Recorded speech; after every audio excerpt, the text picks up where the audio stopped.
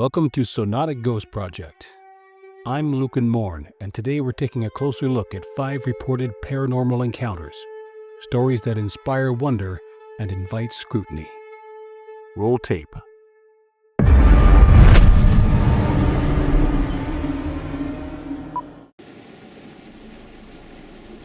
From what I could determine, this footage has been circulating since 2014, but since its apparent earliest uploader doesn't identify or appear to be the owner of the footage, I wasn't able to trace the originator. The footage shows what looks intriguingly like a ghostly woman gathering form just up the bank from the river.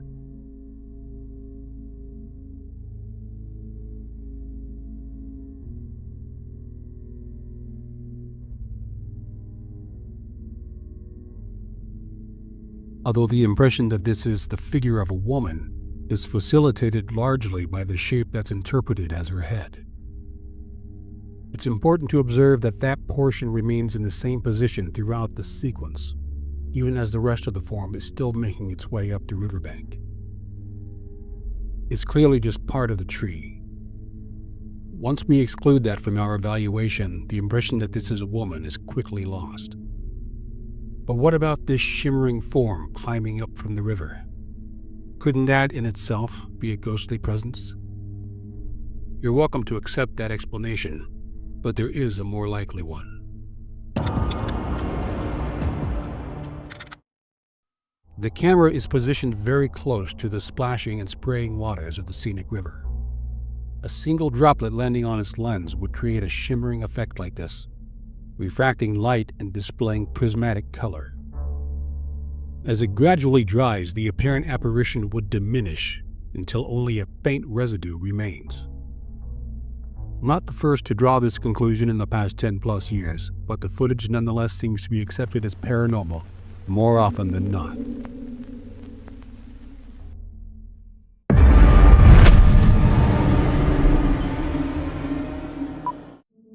This clip was uploaded by Natalie, a concerned mother, after she captured some startling activity involving her sleeping son. Her home has been undergoing renovations, and her fear is that something that was lying dormant has been disturbed by the changes. This is the activity she captured.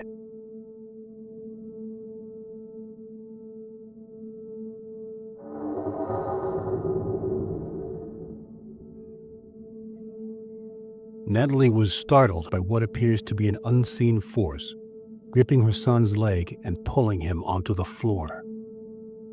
Some have hypothesized that the cat's exit a few moments before the event indicates that it detected an unwelcome presence.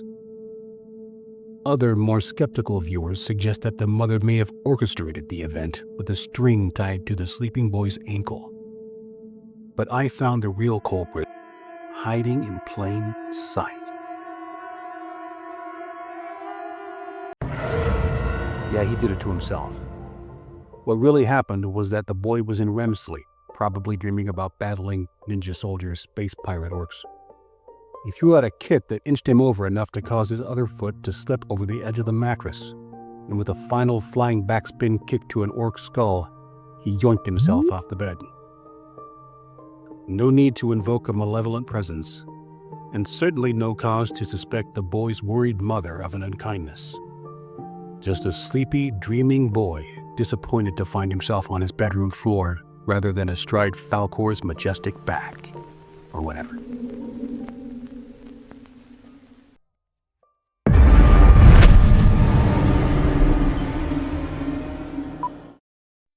This clip was uploaded to TikTok by Brandy, who was looking for help making sense of this footage.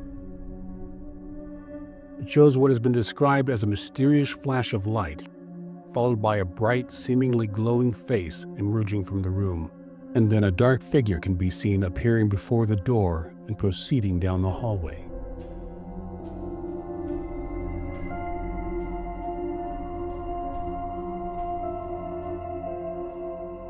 So what exactly are we witnessing here? This one seems pretty obvious to me, and I know I'm not alone, but this was nonetheless presented as a supernatural mystery on at least one popular paranormal top list. Let's break it down. The brief flash of light is a result of the bathroom door being opened an instant before the light is switched off. The dark figure is, of course, Brandy's daughter. But what about the mysterious glowing face in the doorway? Well, obviously you're not going to the bathroom without your phone, 2 a.m. or no. I'm sure the girl was sleeping at midnight as she told her parents, but when nature DMs, you don't leave her on red.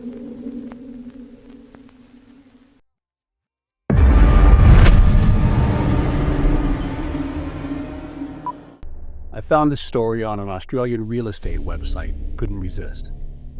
The article, titled "I Went to a Property Inspection and Caught a Ghost on Camera," is about the author's visit to the North Kapunda Hotel, a purported haunted pub in Kapunda, South Australia, with reports of ghostly encounters dating back to the 1800s. As Lydia writes, the hotel is so renowned for its hauntings that it regularly plays host to ghost tours and paranormal lockups. It also appeared in an episode of Haunting Australia. Before visiting the pub, Lydia interviewed the owner, who told her, "You'll probably see some white streaks or a white ball with tails in some of your images. Those are energy balls or spirits." Lo and behold, Lydia, a self-declared skeptic, captured that very anomaly on camera.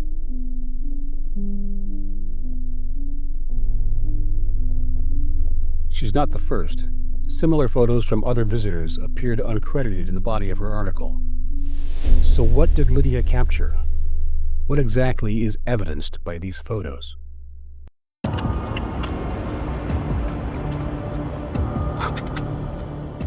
Yeah, it's dust. Small particles of dust or similar debris, such as paint flakes, out of focus near the camera lens and reflecting light from the flash, which you can see was used in each of these photos. Alternatively, they could be small insects, but given the age of the building and the condition of some of the walls, it's most likely just plain old unavoidable dust. I wonder how many of the previous ghostly encounters at the North Kapunda Hotel were just as credible as this one. "I'm not so sure I'm a skeptic anymore," says Lydia. Yeah, I'm not so sure you ever were.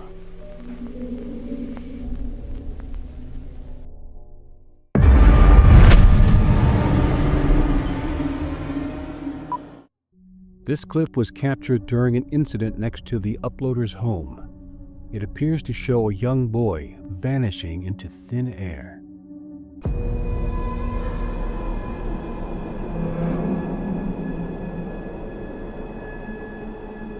If that's not intriguing enough, the boy soon returns, only to vanish again. On initial consideration, this seems definitively like a paranormal event.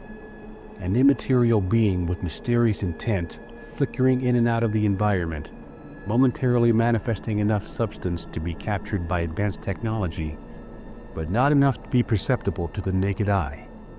How else can we possibly explain it?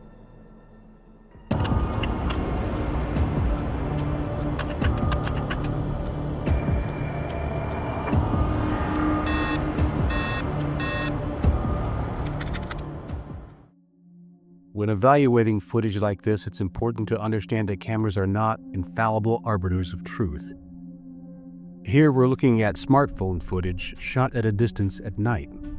Factor in light conditions being different for the phone's sensor than for the subject it's trying to capture, as well as continuous camera movement and flashing color-changing lights, and we get a figure so poorly exposed that it only appears as a black shape against the more effectively captured white backdrop. It's important to observe that the figure never vanishes while on camera. In the first occurrence, a larger figure passes in front of him just as the flashing lights change color. The camera that is already being forced to constantly adjust its exposure to preserve contrast now has to change exposure aggressively to maintain resolution of this shifting scene. The small figure becomes low-priority visual data, and the camera simply gives up trying to render him. It can't handle the range of light in the shot, so it favors the much more easily resolved brightness of the white mass, the pixels of which smear and blot out the boy. The second disappearance occurs just after we pan away to a larger figure exposed against bright flashing lights, again causing the camera's exposure to jump through hoops to try to maintain resolution of discernible visual data.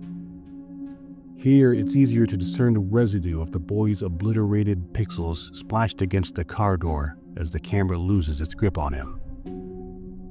But the big question is this: why doesn't he reappear again? After his final disappearance, the camera returns to the scene and pans around for a total of about 7 seconds. That seems like it should be enough time for the boy to resolve back into frame.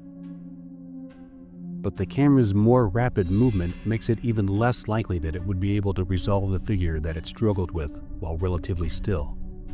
It's handheld, adjusting constantly, and never again holds on the angle, exposure, or focus point in which it managed it previously. If he was still standing there, it's entirely plausible that the camera that already abandoned its efforts twice before would fail to pick him up again under even more challenging conditions. But an alternative, plausible explanation for his final apparent absence is his absence. A relative or authority may have arrived to collect him off camera. We simply don't know his story. A lot of people will choose to fill in that gap with the most intriguing interpretation available. But given that plausible alternative explanations do exist, this footage can't really be accepted as conclusively paranormal. That story is built not from indisputable evidence, but from missing information.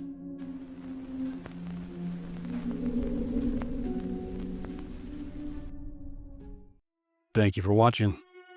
Disagree with some of my conclusions? That's fine. Let's be cool about it. Until next time, I'm Luke and Moore.